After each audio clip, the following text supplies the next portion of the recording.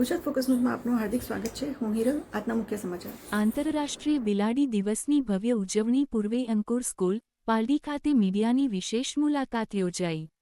જવાબદાર પાલતુ પ્રાણી સંભાળ અને બિલાડીઓના કલ્યાણ અંગે જનજાગૃતિ ફેલાવવાના અનોખા પ્રયાસરૂપે Ankur school, Paldi, feline club of India અને અમદાવાદ મ્યુનિસિપલ કોર્પોરેશનના સહયોગથી આંતરરાષ્ટ્રીય બિલાડી દિવસની ઉજવણીને કેન્દ્રમાં રાખીને 2 દિવસીય જાગૃતિ કાર્યક્રમનું આયોજન કરવામાં આવ્યું છે.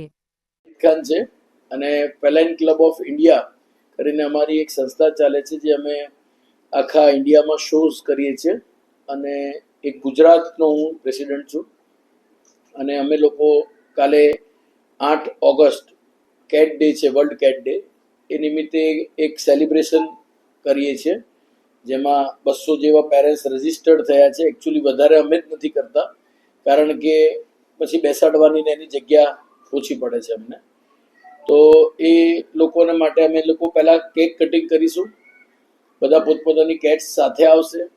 કેક કટિંગ પછી અમે લોકો ડૉક્ટર્સની અને એક્સપર્ટ્સની સ્પીચ રાખી છે કે કઈ રીતે તમે તમારી બિલાડીને સરસ રીતે રાખી શકો, કઈ રીતે એમને વ્યવસ્થિત એમની લાઈફ થઈ જાય અને ઇઝી રીતે અમે મેન્ટેન કરી શકો, એની ટિપ્સ આપીએ છીએ.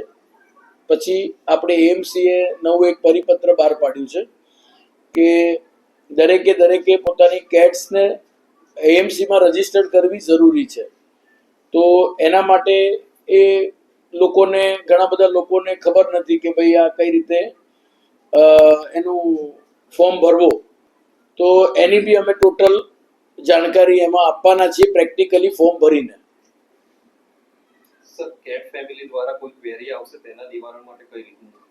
કેટ ફેમિલી દ્વારા કોઈ ક્વેરી એટલે રાખવામાં કોઈ ક્વેરીની વાત કરો છો?